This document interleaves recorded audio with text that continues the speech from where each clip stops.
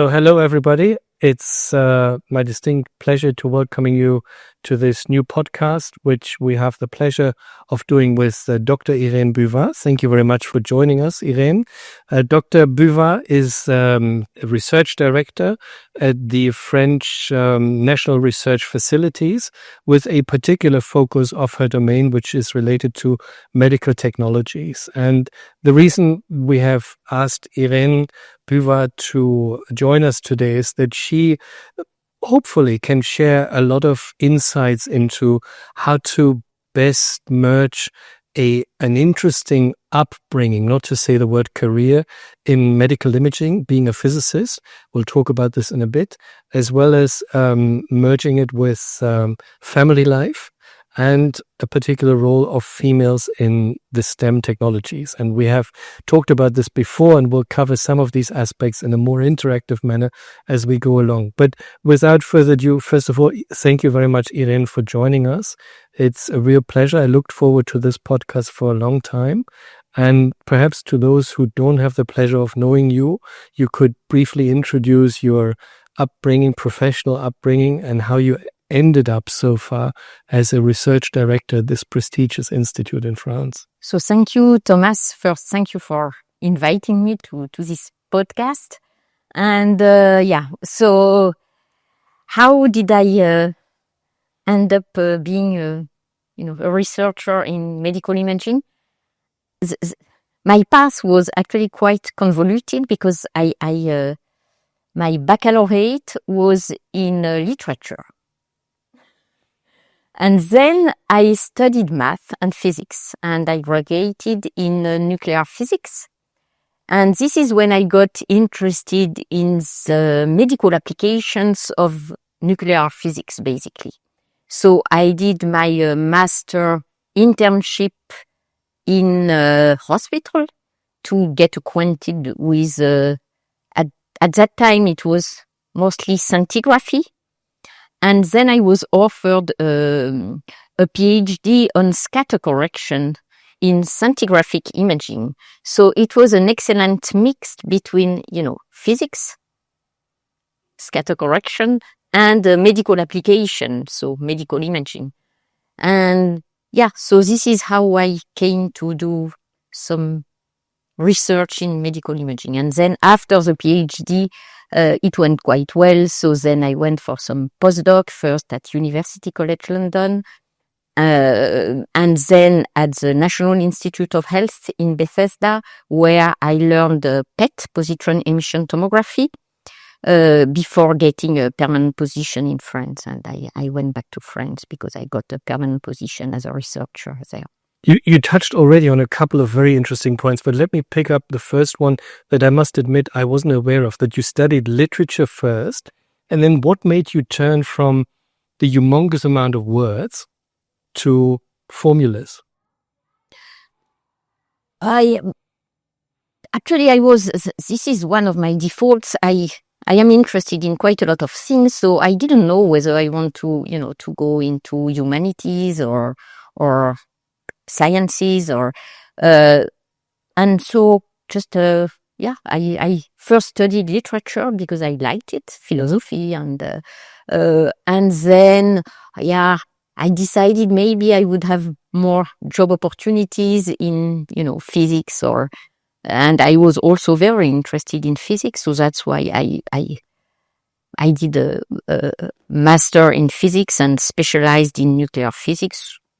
Just, I just loved the teachers that spoke the first time about nuclear physics, and then I went to that field and I liked it. And so there is a bit of passion that you already revoke here, definitely. And you seemingly had the luck and fortune of having good teachers, yes. which helps obviously build a career like the one you had. Definitely, the teachers have a huge influence of, how you perceive a certain topic, whether you like it, whether you hate it, if you don't have a good teacher.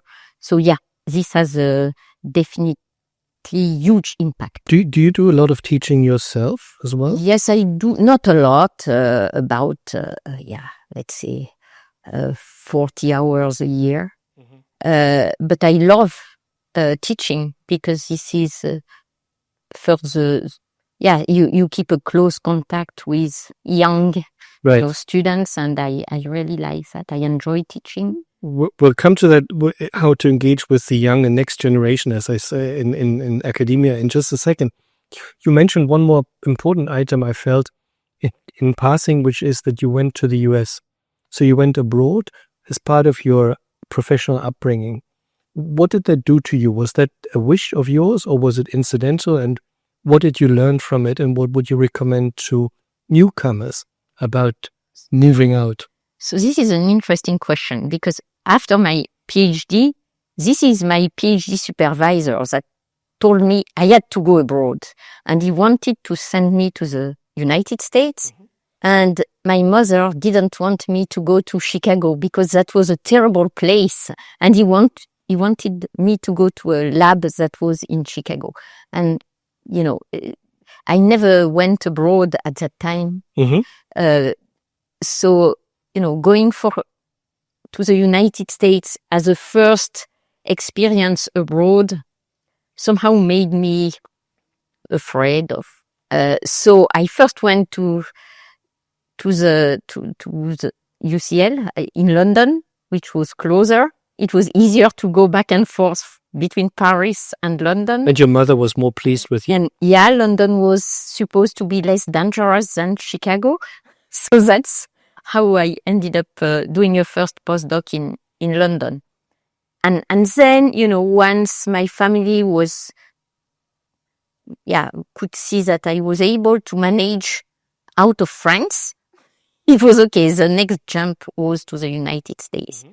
But this is really my thesis supervisor that told me that if I wanted to make a career in, medical imaging, I had to get an experience in a US lab, basically. So was he or she, I don't know, was it a female or male? No, he was a male. Was he right? Yes, definitely. And would you say it still holds true? Yes. Okay. Yes. I think it's very important to be exposed to first different ways of working, of doing research, mm-hmm. different cultures, especially because if you go to the United States, but it would also be true to other countries, you meet people from very different backgrounds, nationalities, and I think it's very important. So this is something that it was the right choice. I mean, you need an experience out of your comfort zone, I would say. Do you think it is as easy today as it was during your upbringing to go to another lab and yes. gauge that experience? Yes. Yeah, especially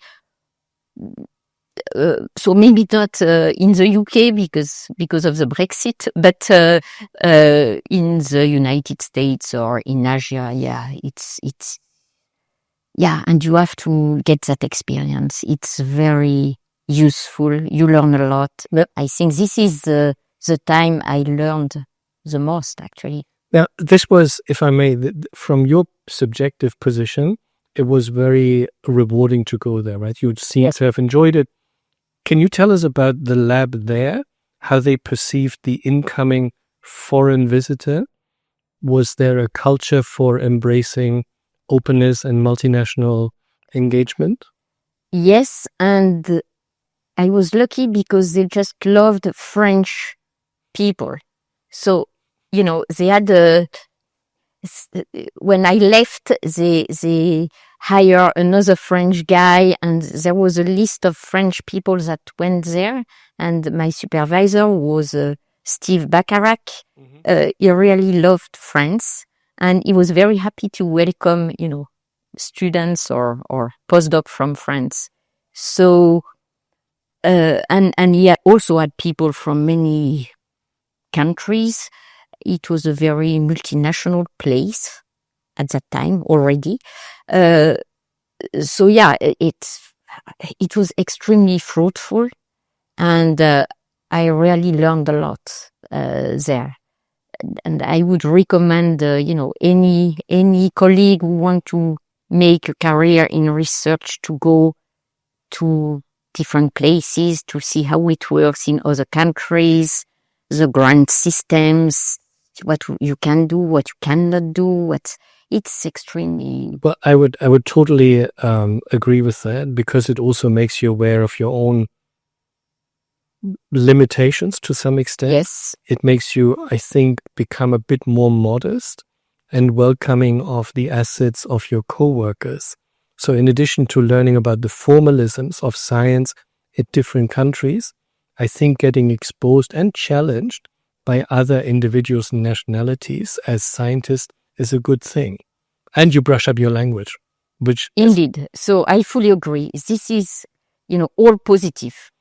Because we both can say neither German nor French, although they had been the languages of sciences and the language of science anymore. It's English and possibly soon Mandarin or something else. I hope not, because I would be in trouble. But no, but the experiences that I got from my stays in foreign labs were really built, my career. Everything was built on that. So I have a bit of a personal and pushback if you feel uncomfortable. Talking about experiences. From my upbringing, when I started learning physics, we had 2 female students in the class versus 35 male students. So I studied in 1990 to 1995, roughly. I would think that the number of female physics students is still low compared to male students. Was there any special, peculiar attitude towards you on your career path, being a female researcher, that you'd like to share? So what you say is very true. It was true at my time as well, especially given that I was in nuclear physics. I think we were 3 women amongst 50 men, and this is still true. Mm-hmm. Unfortunately, physics does not attract as many females as males. One of the reasons, I think, is because, at least in France, I can speak of France mostly, women or females are not encouraged to go into math and physics, and they think they won't be able to to compete with males, or to have the skills needed to compete with males, which is completely wrong, because looking at the results at the end of high school, they usually have better grades than males in physics, in math. But for some reason, they are not they are encouraged to become nurses, but not, or even physicians, but not to go into hard physics. Well, when you say encouraged, if I may intersect, is it an active encouragement by those fields who attract them? Sorry, is it an active engagement and attractiveness of those fields that they end up going, or is it a lack of promotion of the beauty and the attractiveness of the profession in physics, for example? It's difficult to tell, but it's also a cultural, I think, a cultural thing. I think even in the family, in my family, no one knew what a physicist was, basically. Mm-hmm. I had no one in academia in my family, so they found that I had strange ideas. But okay, I did it, but no one would have suggested me to go in that domain, because it's not so well known. If you tell that, oh, I want to be a mathematician, it sounds weird. While if you say I want to be a medical doctor, or I want to be a lawyer, or at least people see what it means, which kind of job you will be doing. You can tell that you want to be a physics teacher, so this is easy to understand. But so I think even in your, in the family, in the people you talk with, it's kind of a disbelief that it doesn't come to their minds that. But can I ask you, I mean, Marie Curie, who worked in Paris, the institute is named, that you work in, is named after her. I mean, you kindly took us to the museum a while ago. It's impressive, and I feel that this is a role model that seemingly is on the mind of many, many people in France. Can one not say that this role model would broaden the perception of the role of females in sciences to a large extent? Yes, she did a lot, but she was, really ahead of her time. Yes. Actually, she was very modern. Yes. So for sure, at Institut Curie, for instance, she's really a role model, and everyone working at Institut Curie are well aware of her achievements, and she's a real role model. There is sort of a Curie spirit there. But I don't know, if you stop someone on the street, you ask this person who Marie Curie is, not sure everyone is able to tell that, she won 2 Nobel Prizes, and a single person cannot change, the mentality of the whole country. So we need more role models like her. At the moment, I must say that at least in France, there are a lot of communications made to try to attract more females to physics, to math, to chemistry, we have these open days where people can visit the labs to try to show that anyone can do a chemistry experiment, or so we are trying to work in that direction so that it attracts more females, but still it's not balanced. What do you think can be done really in practice? I mean, these open door days, to me, this is I don't want to call it a lame marketing initiative, but this is very superficial. I think we need to work on a much more basic level and more sustainable. So what could we do in reality to make STEM, science, technology, engineering, math, more attractive to female researchers, co-workers? First, we have to show that if you work in that domain, this is doable. I mean, this is compatible with a family life. For instance, you can compete with men in terms of, performance and skills. And so I guess we need to show, the women who are in the field are also responsible for explaining that, you can do it. It's perfectly compatible with normal life, and you can play an impactful role. And so communication, explanation, go to school, explain what you do. And also, I think,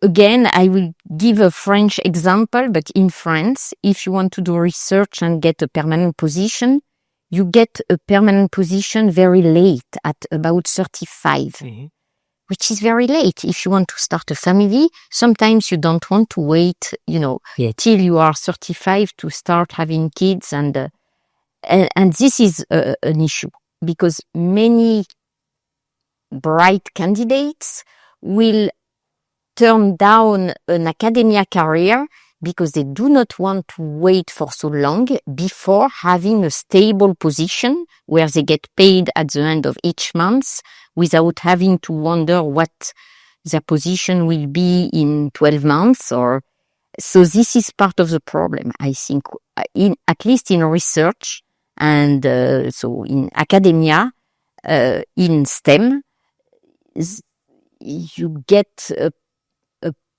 a fixed position very late. If you're lucky. Yeah, and you have no insurance that you will get one even if you wait till 38, or you may get one, but they are very scarce. So you may never get one. And some, many young women just got discouraged and they go to a company because they get a decent job and they got money. But I would do a pushback on this one. If the company is privately held, you don't have an insurance that this job is forever. So you might get a well-paid, definitely higher-paid job earlier on, but the rules of letting you go are much more fluid, not fluid, but you can be let go easier and faster than in academia. You're right, but then you find another position. I mean, if you are, Okay.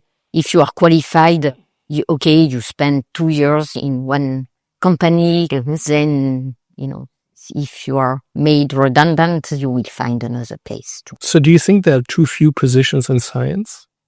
Or too few? In academia, you mean? Yeah, in academia, sorry. For sure. Yes. Too few. And, because there are many, many very bright applicants, and many of them will never get an academia position because there are too few compared to the number of, applicants that would fully deserve to hold such a position. You mentioned parenting just a few minutes ago. How did you manage? If I recall correctly, you're a happy mother of 3 children, I understand, and 2 cats, and of course, happily married. How did you deal? That was a wrong expression. How did you manage to be there for your family, with your family, I shall also say, as well as giving attention to work? Nothing special. I mean, of course, you need to be organized, well organized.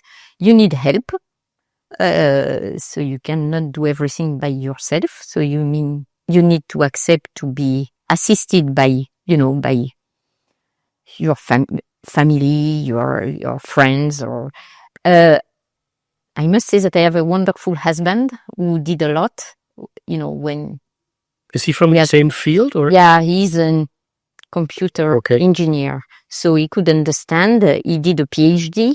He's not working in research per se, but he did a PhD, so he understands the constraints associated with my job, and he has always been very helpful in taking care of the kids. So it was really shared responsibilities, which helped a lot, I must say. But otherwise, it's a question of, priorities. I know where to put priorities at different times because priorities change over time. Where, when they were very small, I had less time to dedicate to research. So I would, be PI of less grants because I wouldn't have had the time to dedicate to the management of many grants with 3 kids. Now that they are grown up, I have more time to do some research management. And so you just have to adjust and decide on what your priorities should be at a different time and accept to change priorities as a function of the constraints you have. When you mentor, when you work, when you come to work, when you work with your younger colleagues and you present yourself also directly, but also passively as a mentor, do you think there are different traits of mentoring towards male or female students? Is it a benefit for you to mentor female students? No, I really don't pay attention to the gender of my colleagues when hiring them, but I think, given that I went through that time of motherhood and I can fully understand the constraints of young women working in my lab, and some of them will ask whether they can come at 7 in the morning and leave at 4. because they want to be with their kids at the end of the afternoon. And I'm very flexible on that because I went through that time and I can fully understand. And I think this is an advantage because, I know what this means. Yeah. I know how important it can be to have someone that can understand these, the difficulties that you may have when you have young kids. And I think my colleagues actually appreciate that because they never hesitate to tell me when they have a difficulty and they won't be able to make it to a meeting because one kid is sick. They will tell me because they know that I can understand. So, but otherwise, I do not make any difference. I try to adapt to each individual because I think everyone is different and has, may have some personal difficulties. So you just have to be open-minded and accept that, you can work differently and still be efficient. I just want people to be honest, tell things. And if something goes wrong, I want to know so that there is no ambiguities or conflicts. But otherwise... So flexibility and creating an atmosphere that is close to a safe space where people can feel at home in the widest sense and focus on the science for which they are recruited is what you say is important. I'm curious about your experiences with a potential change in the mindset of students from when we studied and worked and started as PhD students to the generation who comes in now. Do you have any comments on this? Do you see a change in mind? Is there perhaps an increasing request for flexible working hours? Is there because of an increase perhaps in nationalities, the gender discussions? Do we have to adapt in a different manner than our supervisors had to adapt 30 years ago? Definitely, there has been a shift, definitely, because I know that when I was doing my PhD, I would work, 12 hours a day without counting, But now you work even more. I know from your emails that are dated at 1 a.m. in the morning. Now I think when you recruit colleagues, they pay more attention to the number of days off they will get per year and so on. These considerations, we never had them, in the old time. So there is definitely a shift because I think life quality matters more now than before. Yeah. It was not a concern before. I guess we were happy. And it was a passion, and this is actually what concerns me the most, because I want people to be passionate about their work, or at least, to be happy with what they are doing. Because if I have the impression that they are only concerned by, the number of days off they will have, or what time they can leave in the evening, or it makes me wonder whether they really like what they are doing. You ask yourself whether you can be part-time passionate, right?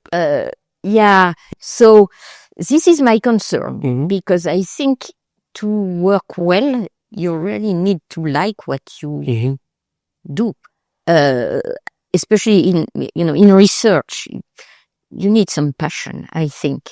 And when this is not the case, I think this is annoying, because I think the most talented researchers have some passion for their job. This is a very interesting point. And if I may put some numbers on it, and again, push back if you feel uncomfortable about it, are we saying that we only trust in passion if people work, I put it to an extreme, over hours?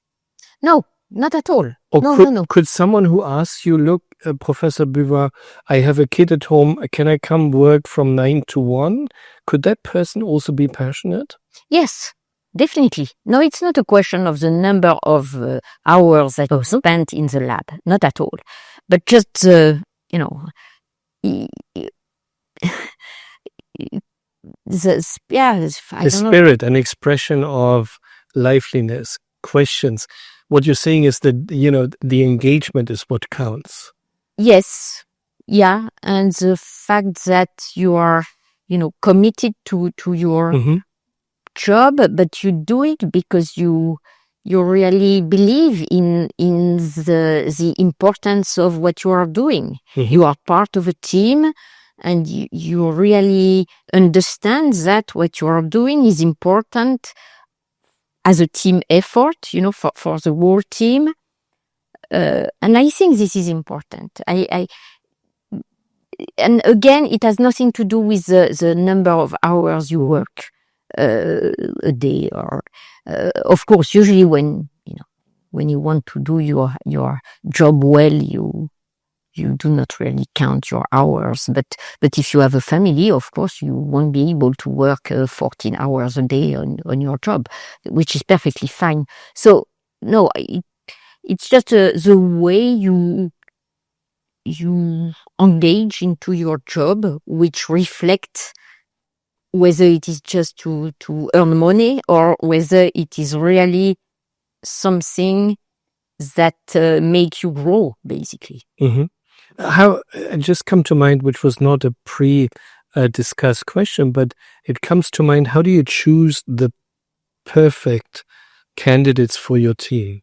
No, there is... perfect. Let me rephrase this. How do you choose candidates to come to your team and become part of the team, including being mentored or engaged in mentoring the next generation?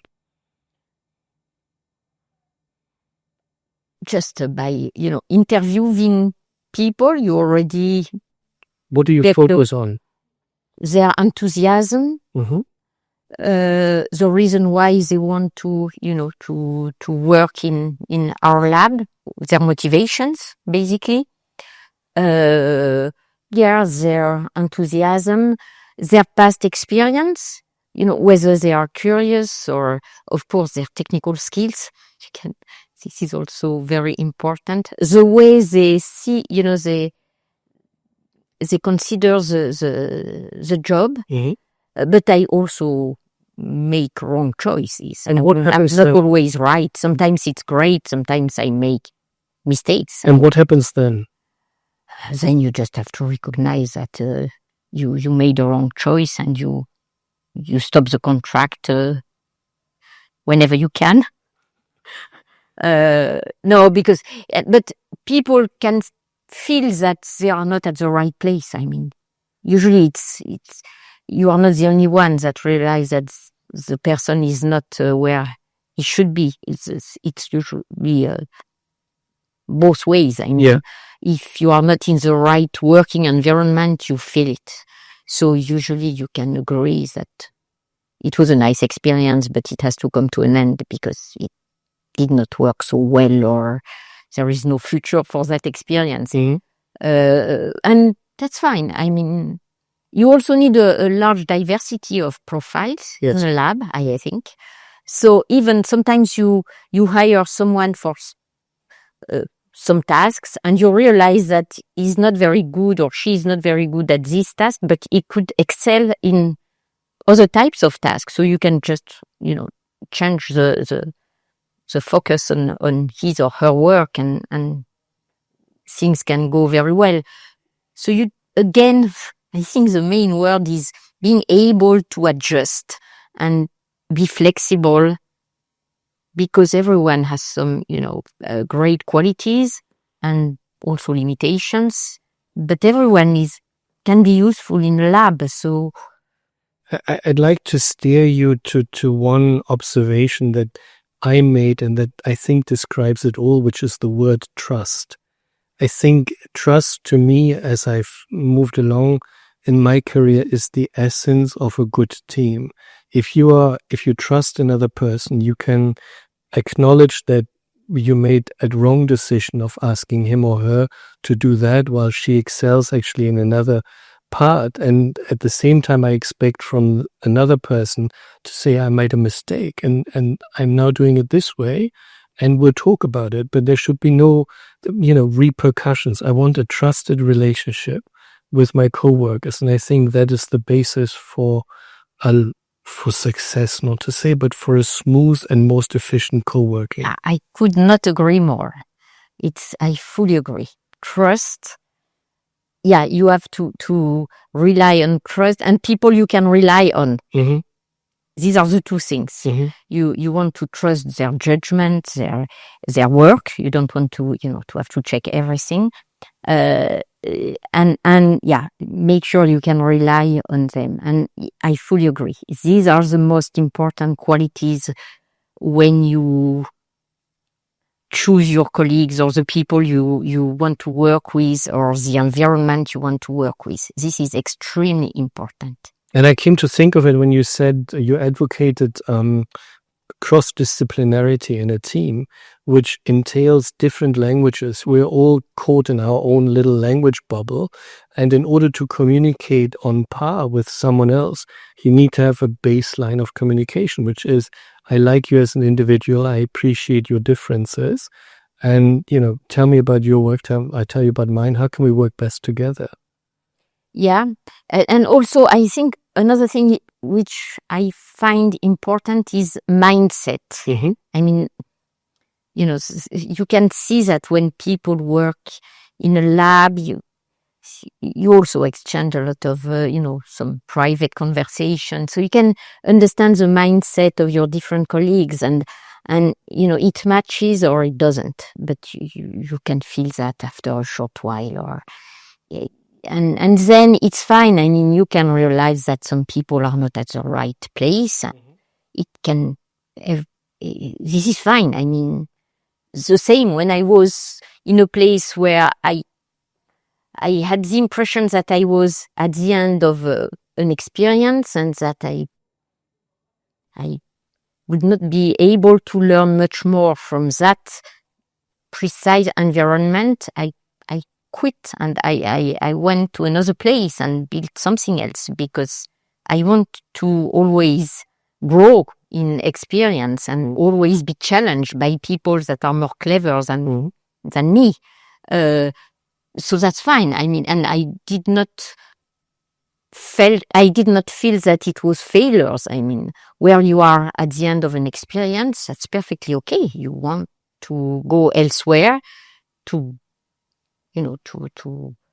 gain another point of view or test a different environment for doing research. And for me, it's not at all a failure. It's just a growing in your experience and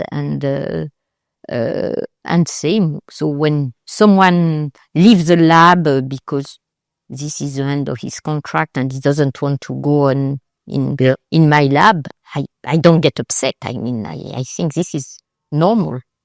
Yeah, I must admit I struggled once heftily about it because a guy left for family reasons who I had wished would have stayed, for he was at the verge of really starting out a fantastic career.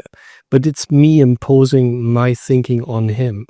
And in fact, he did make a wonderful career, yet in a somewhat different field.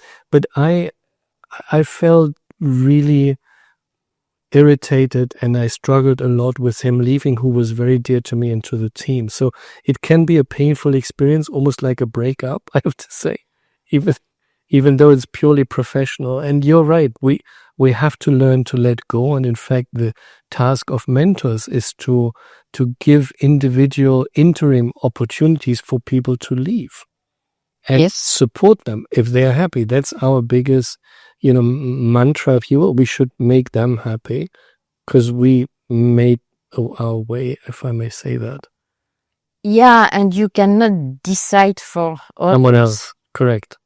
So you just, I always tell my colleagues that when they need to make a choice, I just tell them, okay, I can give you my view, but you have to learn to do what you feel like doing. This is you. This is, I can always advise, but this is your choice. And if you don't feel like doing that, go for something else. And no way you can decide for others. So about making choices, if you look backwards, would you make the same decision to move into physics and medical field application, applied physics and medicine again?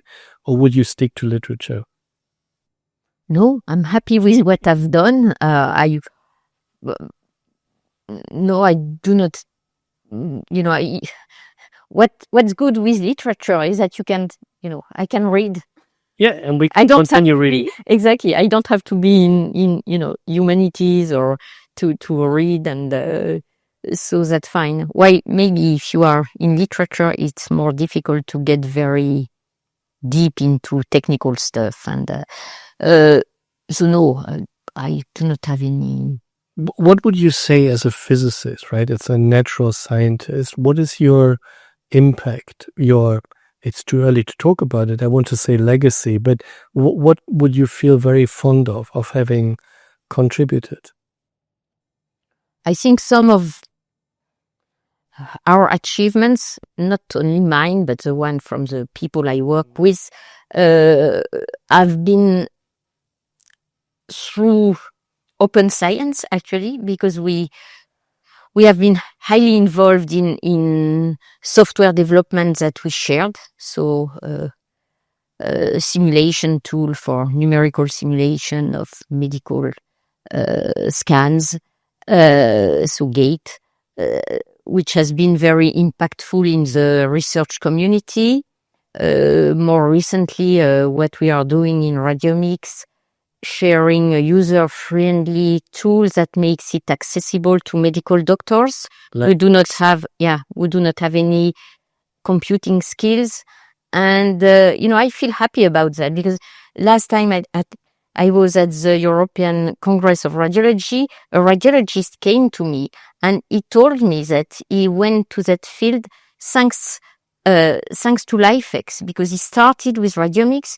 He had no clue about programming, but thanks to that software, he was able to do some AcademiX studies without having specific programming skills. I answered his question. I didn't remember, but, he asked questions about how to do that, and I answered.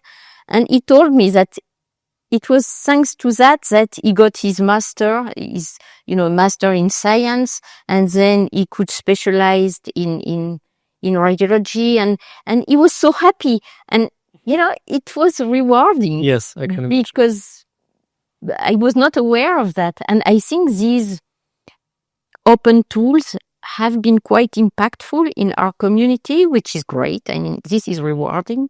Other contributions are, in my old, at the beginning of my career, I think we wrote a paper with two colleagues of mine about partial volume effect in oncology. And at that time, partial volume effect was well understood for brain imaging, but the impact that it had when it comes to measuring the tumor aggressiveness was not so well understood. So the physicians used to compare the tumor signal between scans, but they were not aware of the fact that if the size of the tumor decreased, the signal would be lower, but that it was an artifact, basically. It was because of partial volume effect, and it did not reflect the fact that the metabolic activity of the tumor had decreased. So we wrote a paper to explain that in very simple ways. And I think it had an impact, because many people start realizing that we should be cautious when interpreting these images. And more recently, we have proposed some new biomarkers, and I hope they will have an impact about how to characterize the dissemination of the disease in a quantitative way, more sophisticated than the TNM classification that is used, and it seems to be useful. And we have other, ongoing research that I hope will make an impact for patient management. So, but it's many little things and just, very small contributions to the work by a huge community. So I would not claim that not compared to you, because you invented the PET-CT scanners, and I have no achievements that can, compete with that. There was a team effort, and it's always, it's mandatory to acknowledge the power of a team over the individual contribution. And like your open science tools, like your partial volume paper that I'm very well aware of, it's a team effort. And without the support of key people, including industry and the NIH, this would not be possible. But what I like, and I think what connects us, what I'm very fond of as a physicist, is that working in healthcare, I feel I can have an impact in a short leash. I really strive to help patients. And I think this is what unites us in some ways, because we work with a modality, or you with even more, that have an impact on daily life of patients. Yeah, again, I would not claim that the research in my lab has a direct impact on patient management, but this is our motivation. Yeah. This is definitely our motivation. And we work closely with medical doctors, which is also something very nice. I think, because, they are interested in what we are doing, which is rewarding. And yeah, at the very end, I hope our work can help patients. Science applied. Yeah. And it is also part of many colleagues in the lab motivations. Their motivation comes from the fact that applied science is rewarding, because they can see that it can help patients, ultimately help patients. So there is a meaning in their job. I mean, they can see the meaning of their research. So yeah, especially these days, I think this is very important. So Irene, we looked back, we discussed our role in the society, a little bit pathetically described, but when you look ahead, you worked, if I may say that, for about 30 years in the field. You've witnessed a lot of progress in medical imaging. In AI, you played key role in advancing AI radiomics in the field. What do you think lies ahead in the next 30 years? And I have a second follow-up question. What do we need to do to prepare the next generation of scientists in our little domain that we can oversee? Okay, so the first question, as someone said, it's always difficult to predict the future. It was Niels Bohr. So, of course, this is some... Well, what do you think? It's always subjective. What do you think? Yeah, but AI will definitely play a huge role in medical imaging, I think, even more than what we expected a few years ago. Mm-hmm. So AI will be a breakthrough in medical imaging, I think, and also technological improvements. Mm-hmm. I think we will be able to see diseases more and more precisely, thanks to advances in technology, and not only in nuclear medicine, but in other imaging modalities, in ultrasound imaging, and so on and so forth. So we will really be able to map the disease, map the molecular mechanisms that explain the disease, and so this is very exciting. And I guess the other revolution that might be ahead is the way we treat patients. So I think better understanding the disease will make it easier to better treat the disease, and we can already do that with diagnostics application, where you can really see the targets of your treatment and see how your treatment goes to the targets, and this will be more and more developed in the future. So, and hopefully will be really assisted by improvement in technology, because I think, all these diagnostics approaches, of course, molecular radiation therapy is a big component of that, but there will be probably other ways to achieve similar goals. And this is very exciting, I think, because we will not only precisely depict the disease, but also depict the treatment, where the treatment ends up basically being delivered, even for systemic disease. So, yeah, this is the diagnostics developments and much more precise mapping of the whole body and all of, all the dysfunctions in the body. But you're really, in layman's terminology, you're advocating a path away from a single nodule or tumor to a more systemic or holistic perspective Definitely. of disease. Now, in a way, this describes a very multidisciplinary and multidimensional approach to patient management, right? Yes. How would this be reflected in the upcoming training and support and upbringing of? I think the training will have to be more and more multidisciplinary at the very beginning, because at the moment there are silos. You learn physics or you learn medicine, and we have to move away from that approach of teaching specialties, because we need to share common vocabularies, be able to interact efficiently with people coming from many different specialties. And I think this should start much sooner in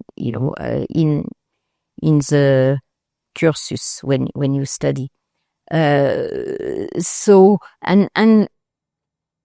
it is becoming easier actually to get this multidisciplinary training, thanks to you can learn a lot of you can listen to a lot of courses online. Yeah. So even if you are studying physics, you can learn about philosophy or brain functioning using just online courses.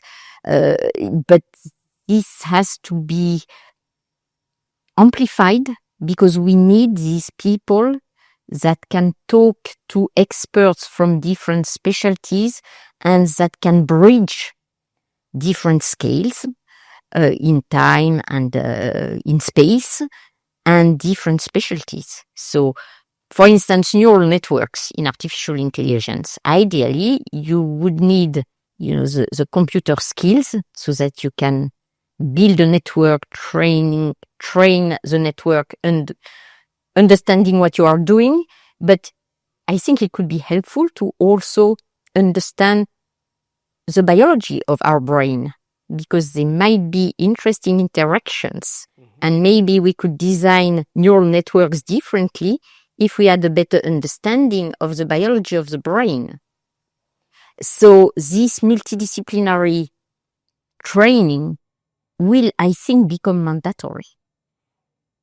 So in a way, it's internal science communication as well, right? Yes. As we step out of our comfort zone and tell others Yes. what we can and cannot do.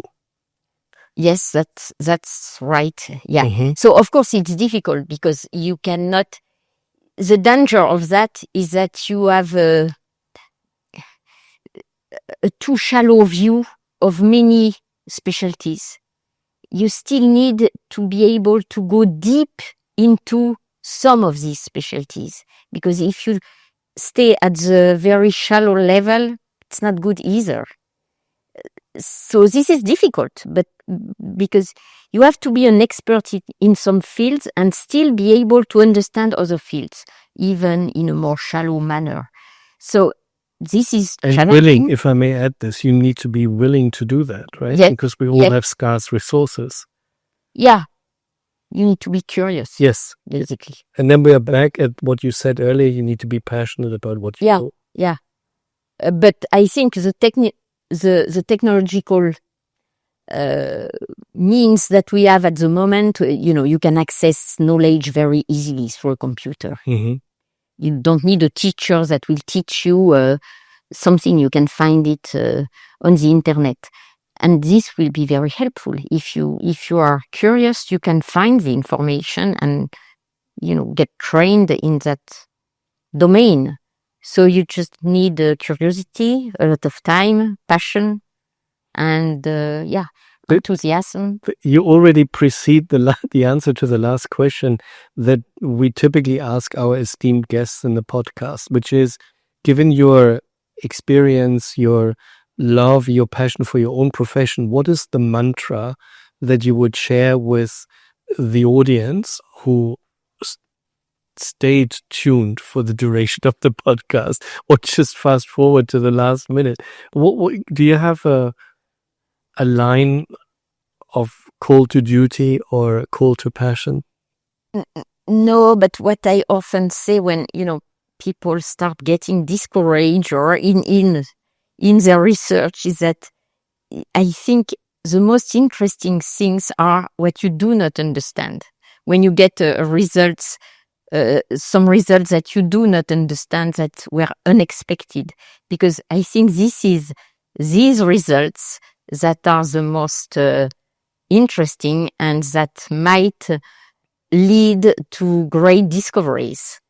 So you should never get discouraged because you don't understand what's going on, you don't understand the results of your experiment, because this is what makes the job very interesting and what can hide something, very new, a real discovery. When you understand, it's not fun. I mean, you want to make observations that you do not understand. That's behind that you can find something very interesting. So deep dive the unexpected and the unknown. Exactly. Okay.